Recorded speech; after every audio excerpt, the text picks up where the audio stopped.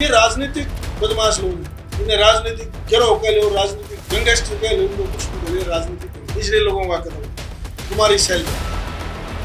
उस लड़की ने हिम्मत दिखा के इसकी आख्या मार डाल के इसको बता दिया तेरे जैसे कांग्रेस राज कांग्रेस बीजेपी का सबसे बड़ा एजेंट होकर स्थापित कर दी बीजेपी। भूपेंद्र हुड्डा ने करी, घोटाला की सजा करा दी, ये परिवार दाएं बाएं कर दिए। सामने लड़ने कौन था? विकास पार्टी का विलय हो गया। तुम्हारी शैलजा जिसने हाथ उठाया कि भूपेंद्र हुड्डा को चीफ मिनिस्टर बनाओ, उस दिन तक हुआ थी बाण थी मैं और मेरा बेटा। ये बेबी पॉल्यूशन कंपनी ने, बाबू बेटा पॉल्यूशन कंपनी है राजनीति। सबसे बड़ा नाश इस जाट बिरादरी का वहां से शुरू हुआ, जिधर सुरेंद्र और जिंदल का हेलीकॉप्टर एक्सीडेंट हुआ। ओम प्रकाश चौटाला की 10 साल सजा हुई। वे अपने माल बचाने के चक्कर में राम राम रटता रहा, मीडिया के सामने कहता रहा मोदी और अमित शाह मेरे दोस्त हैं। नमस्कार दोस्तों, हरियाणा में अक्सर राजनीतिक बयानबाजियां जो है वो गर्मा गर्म रहती हैं, हावी रहती हैं। और अभी एक चर्चा अक्सर बार बार सोशल मीडिया पे हमें देखने को मिलती है कि भूपेंद्र सिंह हुड्डा ने कई सारे नेताओं का पॉलिटिकल मर्डर किया। अब पॉलिटिकल मर्डर जो शब्द है, इसकी संज्ञा क्या है, ये क्या है?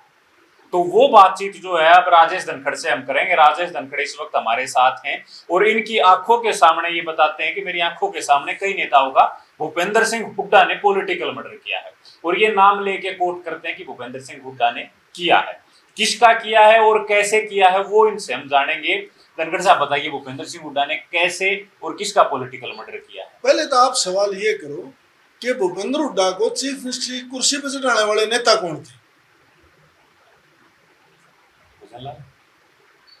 भाई, मुख्यमंत्री की कुर्सी तक ले जाने वाले इस प्रदेश के कौन कौन नेता थे जिन्हें भूपेंद्र हुड्डा को अपने कंधों पर खड़ा करा? मतलब भूपेंद्र 2005 में भूपेंद्र सिंह हुड्डा का साथ देने वाले अपने कंधों पर खड़े करके चीफ मिनिस्टर बनाने वाले, उनका नाम पूछो। कौन है वो लोग? पहला चौधरी बंसीलाल, जिसने भूपेंद्र हुड्डा से हारा हुआ जितवाया। एक दूसरा कृष्ण हुड्डा, जिन्हें अपनी सीट खाली करके श्री कृष्ण हुड्डा ने इसको चीफ मिनिस्टर अपनी सीट दी, किलोई सीट छोड़ दी। तीसरा भजनलाल, जो 67 सीट ले गया 2004 का चुनाव, उनकी अध्यक्षता में लड़ा गया, प्रदेश अध्यक्ष थे। चौधरी वीरेंद्र सिंह डूमर खां, जो पूरे प्रदेश में और राजीव गांधी के सबसे ज्यादा नजदीक आदमी और साफ छवि को भ्रष्टाचार का दाग नहीं, उस आदमी ने इसको नेता बनाने में सबसे बड़ी भूमिका निभाई। ये शायद आपस में रिश्तेदार भी बुआ, कोई किसी का गांव में रिश्तेदारी है, सगे नहीं। सगा तो इनका छोटू राम के रिश्तेदार हैं, जो नाती हैं, इनके कैसे होंगे? ठीक है। ऐसे ऐसे इंद्रजीत है, धर्मवीर है, अवतार बढ़ाना है, कितने लोग हैं, अनगिनत लोग। वो सारे के सारे इस आदमी ने एक एक करके सबकी हत्या कर। मतलब ये जो लोग हैं, जो 8-10 नाम आपने बताए, ये वो लोग हैं जिन्होंने भूपेंद्र सिंह हुड्डा को जिसको भूपेंद्र सिंह हुड्डा ने अपने कंधों पर पैर रख के चीफ मिनिस्टर बनाया। नहीं, 67 सीट भजनलाल की थी। इसके पास कितने विधायक थे? कलोई का विधायक अपने दम पर जीत रहा था। इसके पास जोड़े में सामान कितना? तो यो इतना सामान जोड़े में अचानक कैसे इकट्ठा? बस एक भजनलाल का विरोध करा करता ही, भजनलाल का विरोधी था। इसलिए ओम प्रकाश जिंदल जैसे लोग, सुरेंद्र सिंह जैसे लोग, जिन्हें अपनी पार्टी का विलय कर दिया कांग्रेस में, कृष्ण हुड्डा जैसे लोग, छोटी बात नहीं, अपनी सीट छोड़ के इसको चीफ मिनिस्टर की कुर्सी पर ताज सजा दिया। उसका क्या करें? जिसको लोकसभा चुनाव लड़ाना था, उसके बेटे, अपने बेटे को अमेरिका से उठा लिया, एक मुर्गी फार्म के बच्चे को, जिसको ना गली का बेरा ना कितवाड़ का बेरा, जिन्हें आज तक हरियाणा कहना नहीं आया, जिन्हें हुक्का पोड़ी कहना नहीं आया, उस आदमी को उठा लिया। जाट घरानों का नाश कर दिया। शपथ लेते ही पहला टेक, जांच आज कराओ, दूध का दूध पानी का पानी हो जाएगा। सुरेंद्र सिंह ओम प्रकाश जिंदल का हेलीकॉप्टर एक्सीडेंट, चंडीगढ़ से हेलीकॉप्टर उड़ा, आना है हिसार भिवानी, वो उत्तर प्रदेश में क्या करेंगे? सहारनपुर। ऊपर तो को ब्रेकर तो कौन है ना, न नदी नाला, फिर सहारनपुर क्या? ओम प्रकाश चौटाला की 10 साल सजा, जो सीबीआई ने जज ने ऑर्डर में ये लिख दिया कि इस आदमी इसकी 3000 नौकरी में कोई पैसे का लेन देन नहीं। 2 परिवार खत्म हुए, 3 जिंदल होया, सुरेंद्र होया,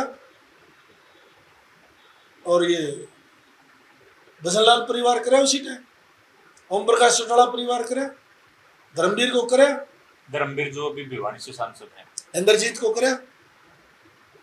ये लोग अपने दम पे खड़े हो गए।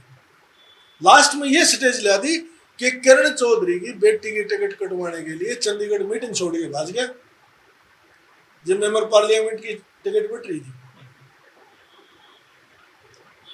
और किरण चौधरी ने मजबूरन बगैर राजनीति के स्वार्थ की पार्टी छोड़नी पड़ी। तो इसको आप मान लो एक टिकट कट जाना पॉलिटिकल मर्डर हो सकता है। पॉलिटिकल मर्डर है, उसकी विधानसभा में उसकी बेटी कटवा देती, बंसीलाल परिवार खत्म हो जाता। क्या इस प्रदेश में किसी आदमी का 36 बिरादरी में जो पंचायती लोग हैं, जो राजनीतिक लोग हैं, वो इतनी सरक है कि बिना भैया की बाण सरुति चौधरी के सेमी उसके ताऊ के लड़के को चुनाव लड़वा दे, जिन्हें कभी तुसाम से चुनाव नहीं लड़ा, जिनका तुसाम में लेना देना नहीं, क्या भाण भाई को लड़ाने का भी ये काम करे?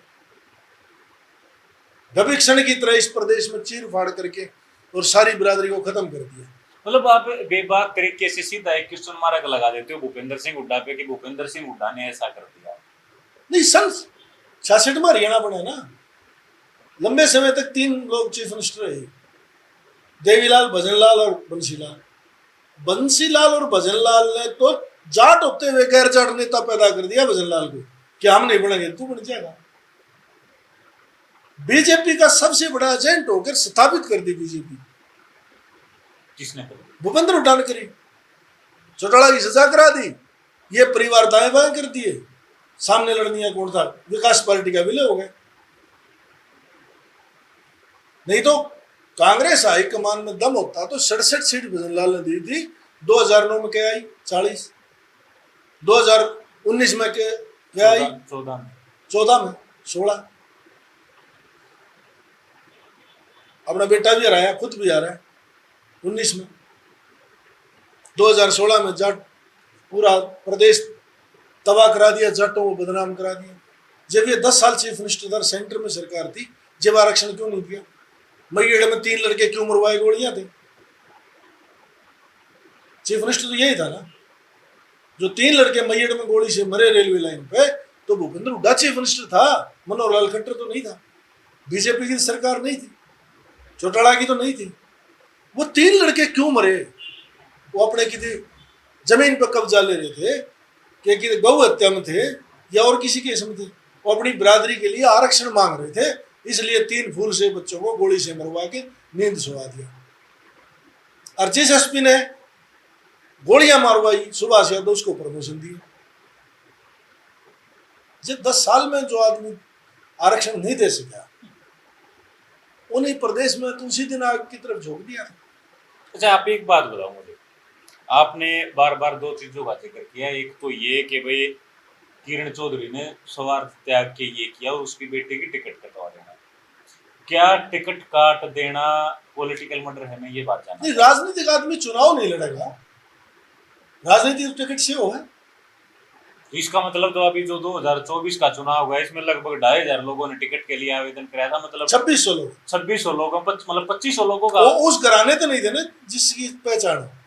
किरण चौधरी ने अपनी सम्मान और अपने लोगों का सम्मान बचाने के लिए बीजेपी ज्वाइन करी, जबकि पूरे प्रदेश और देश का सारा मीडिया, सारे इंटेलिजेंस ये कह रहा था बीजेपी की 20 सीट आऊंगी। डूबते जहाज में किरण चौधरी बैठी और प्रदेश के लोगों ने सरकार बना दी। शैलजा सबसे पहली सांसद थी, कुमारी शैलजा, जिसने हाथ उठाया कि भूपेंद्र हुड्डा को चीफ मिनिस्टर बनाओ। उस दिन तक हुआ थी, भाण थी, बिरादरी की दिक्कत नहीं थी। और जब नारनौंद में जस्सी पेटवाड़ के चुनाव में उसको अपशब्द बोले गए, तो इनके मुंह बर्फ जम गई। क्या था ये कि मैं और मेरा बेटा, ये बेबी पोल्यूशन कंपनी ने, बाबू बेटा पॉल्यूशन कंपनी है या राजनीति की, सबसे बड़ा नाश इस जाट बिरादरी का वहां से शुरू हुआ, जिधर सुरेंद्र और जिंदल का हेलीकॉप्टर एक्सीडेंट हुआ। ओम प्रकाश चौटाला की 10 साल सजा हुई, नहीं तो ना हमारे 32 लोग मरते, ना 750 किसान मरते, और ना आज ये दुर्दशा होती। ये अपने माल बचाने के चक्कर में राम राम रटता रहा, मीडिया के सामने कहता रहा। मोदी और अमित शाह मेरे दोस्त है, एलिगेशन बी टीम का इन्हें लोग मिला हुआ अभय चौटाला, बी टीम अभय चौटाला, और दोस्त बताओ भूपेंद्र हुड्डा मोदी अमित शाह को, तो लोग कैसे गुमराह करें? ठीक है, तो वो 5 नाम एक बार दोबारा गिनाओ जिनका पॉलिटिकल मर्डर का आप जिक्र करते हैं। बंसीलाल परिवार, पहला तो कृष्ण हुड्डा ही है, जिन्हें अपनी सीट खाली करी, जिन्हें अपनी सब कुछ त्याग करके इसको चीफ मिनिस्टर बना दिया और उसको लोकसभा से वंचित करे। बड़ौदा हारने के लिए भेजा था, बड़ौदा में कृष्ण हुड्डा से पहले कभी कांग्रेस जीवन में जीतती नहीं थी, अगे उड़ा हार जाएगा, कभी पेंडा छूट जाएगा। बंसीलाल परिवार, राव इंद्रजीत का परिवार, नरवीर का परिवार, धर्मवीर, कितने अनगिनत लोग हैं, जिसको चाहे उसको रगड़ दिया। इसके पीछे मंशा क्या रही हो? नहीं, मंशा ये थी कि प्रदेश में जाट और नॉन जाट की राजनीति हो और तेरा लड़का अकेला जाट हो जो राजनीति में जीवित रहे, बाकी सब परिवारों को खत्म कर दो, बड़े घरानों को खत्म कर दो। कभी भी बराबर की राजनीति करने वाला एक दूसरे का आदमी अब इंद्रजीत से समझौते करके चुनाव क्यों लड़ा है? जो कांग्रेस में था जब तो दुश्मन था। मंशा ये थी ना कि मेरे मुकाबले का कांग्रेस में कोई नेता ना रहे। एक लड़की कुमारी शैलजा, उस लड़की ने हिम्मत दिखा के इसकी आख्या मार डाल के इसको बता दिया तेरे से ज्यादा कांग्रेसी में, और आज तक कांग्रेस में। आपने हजारों बारिश के लड़के के बयान सुने होंगे कि हमारे 4 सांसद और 37 विधायक, 4 सांसद और 37 विधायक। मुझे एक भी फोटो पूरे मीडिया में आप दिखा दो कि दीपेंद्र हुड्डा 5 सांसदों को लेके गया,